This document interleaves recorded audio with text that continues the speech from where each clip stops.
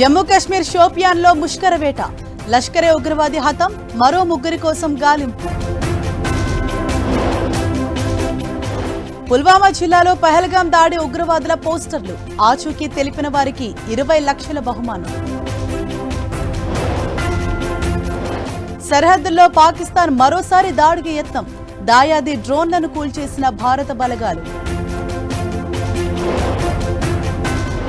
కాల్పుల విరమణతో శ్రీనగర్లో తెరుచుకున్న స్కూళ్లు, బడిబాట పట్టిన విద్యార్థులు.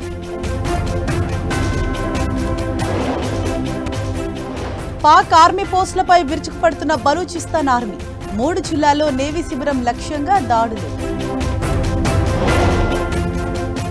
కోల్కతా హైదరాబాద్ ఎయిర్ ఇండియా విమానానికి బాంబు బెదిరింపు, 4 గంటలు తనిఖీ చేసి ఫేక్ అని తేల్చిన అధికారులు. తెలంగాణలో పోలీస్ వాహనాలకు పెట్రోల్ డీజిల్ కరువు, బిల్లుల పెండింగ్తో పోలీసులకు తప్పని తిప్పలు.